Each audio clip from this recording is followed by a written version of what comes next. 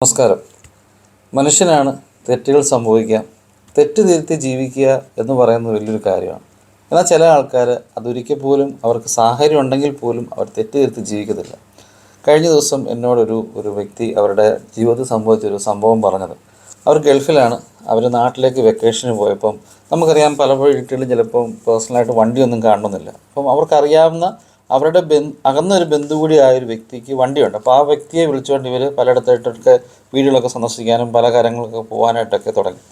അപ്പം ഈ വണ്ടിയുള്ള നാട്ടിലുള്ള വ്യക്തിയെപ്പറ്റി അത്ര നല്ല അഭിപ്രായമൊന്നുമല്ല നാട്ടിൽ. കാരണം അവൻ അത്ര ശരിയല്ലെന്നും അങ്ങനെ കുറേ സംസാരമുണ്ട്. എങ്കിലും ബന്ധുവല്ലേ, എന്തായാലും ഇവരാൾ കഴിയുന്നൊരു സഹായം അവർക്ക് ആയിക്കോട്ടെ എന്ന് കരുതി ഈ ലേഡിയും അവരുടെ ഹസ്ബൻഡും എല്ലാം ഇയാളുടെ ഇന്നോവ തന്നെ വിളിച്ചു. ഇയാൾക്കൊരു ഇന്നോവയാണുള്ളത്.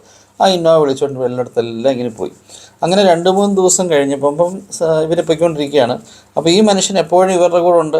ഇവർ കടയിൽ പോയാലും അവിടെ വരും, വീടുകളിൽ പോയാലും. കാരണം ഇയാളുടെയും ബന്ധു വീടുകളാണ്.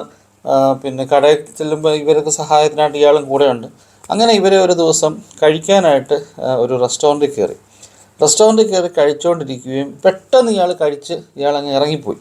അപ്പോൾ ഈ കഴിക്കാൻ റെസ്റ്റോറൻറ്റിൽ കയറുന്നതിന് മുമ്പായിട്ട് ഈ മനുഷ്യൻ പറഞ്ഞു, ബാഗും സാധനങ്ങളൊക്കെ എന്തിനെടുക്കുന്നത്, വണ്ടി ലോക്ക് ചെയ്ത് വെച്ചേക്കാം, കുഴപ്പമൊന്നുമില്ല, ഇവിടെ അങ്ങനെ വലിയ പ്രശ്നമുള്ള കാര്യമൊന്നും അല്ലെന്ന് പറഞ്ഞു. അപ്പോൾ അവർ വിചാരിച്ച് എന്തിനാ ബാഗ് എടുക്കുന്നത്, അവരുടെ ബാഗ് മറ്റു കുറേ സാധനങ്ങളൊക്കെ വണ്ടിക്കകത്തുണ്ട്.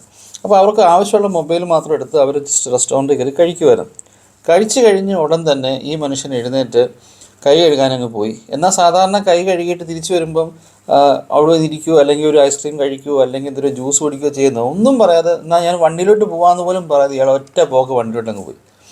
അപ്പം കുറച്ച് കഴിച്ച് കഴിഞ്ഞിട്ടിരുന്നപ്പം ഇവർക്ക് ഈ ലേഡിക്കൊരു സംശയം, ഇയാൾ എന്തിനാണ് ഇങ്ങനെ പെട്ടെന്ന് പോയേ, കാരണം അങ്ങനെ പറയേണ്ട ആവശ്യമില്ലല്ലോ എന്ന് ഒരു സംശയം. അപ്പോൾ ഒരു ഡൗട്ട് തോന്നി, അയ്യോ വണ്ടിക്കകത്ത് ബാഗും സാധനമൊക്കെ ഇരിപ്പുണ്ടല്ലോ, അതിനകത്ത് പൈസ ഉണ്ടല്ലോ എന്നൊരു സംശയം. അവർ പെട്ടെന്ന് ഭക്ഷണം കഴിച്ചു കഴിഞ്ഞ് മക്കളും ഭർത്താവും എല്ലാം കൂടെ വണ്ടിയിൽ വന്ന് കയറി.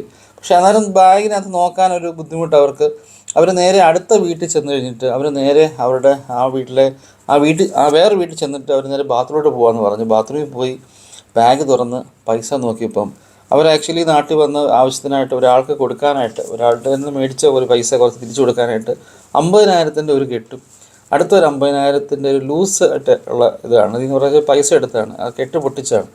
അതിൽ നിന്ന് ഏകദേശം 6,000-7,000 രൂപ കാണുന്നില്ല.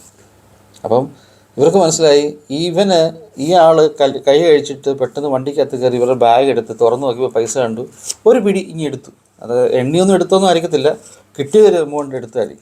ഞാൻ പറഞ്ഞു വരുന്നത്, നമ്മൾ ചില ആൾക്കാർക്ക് അവർ കള്ളരാണെന്നോ അല്ലെങ്കിൽ മോശക്കാരാണെന്നോ മനസ്സിലാക്കിയിട്ടും അവർ രക്ഷപ്പെടുന്നെങ്കിൽ രക്ഷപ്പെട്ടെന്നൊരു അവസരം നമ്മൾ കൊടുക്കുമ്പം ഇപ്പോൾ നാട്ടിൽ വരുന്നൊരു വ്യക്തിയെ സംബന്ധിച്ചോളം, ഗൾഫിൽ നിന്നോ അല്ലെങ്കിൽ റിട്ടയർഡായ ഇരിക്കുന്ന ഒരാളെ സംബന്ധിച്ചോളം, അവൻ്റെ കയ്യിലെ ആളുകളുടെ ഒരു ചിന്താഗതിയാണ്, അവൻ്റെ കയ്യിലിരിക്കുന്ന 500 രൂപ എങ്ങനെ എൻ്റെ കയ്യിലാക്കാം എന്ന് ചിന്തിച്ചാണ് പലരും നമ്മളോട് അടുത്ത് വരുന്നത്.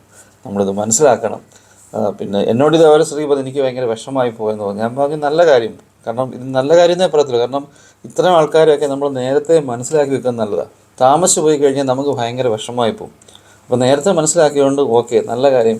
നിങ്ങൾക്ക് കൂടുതൽ പൈസ നഷ്ടപ്പെട്ടില്ലല്ലോ, കൂടിപ്പോയി കഴിഞ്ഞ് 7,000 8,000 രൂപയല്ലേ പോയുള്ളൂ, പോട്ടെ, അത് ജീവിതത്തിൽ പാഠമായിരിക്കണം. അടുത്ത പ്രാവശ്യം നാട്ടിൽ പോകുമ്പോൾ ഒരു കാരണവശാലും ഇങ്ങനെ ഒരാളെ വിളിക്കരുത്. നീ എല്ലാവരോടും പറയുന്നു.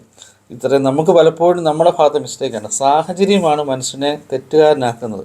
അവൻ്റെ മുന്നിലേക്ക് ഈ ബാഗ് വെച്ച് കൊടുക്കരുത്. എത്ര വലിയ ബന്ധുവാന്ന് പറഞ്ഞാലും അല്ല എത്ര വലിയ സുഹൃത്താന്ന് പറഞ്ഞാലും നമ്മളുടെ കയ്യിലെ കാശും മറ്റു കാര്യങ്ങളും സൂക്ഷിക്കേണ്ട ഉത്തരവാദിത്തം നമ്മളുടെ കയ്യിൽ തന്നെയാണ്.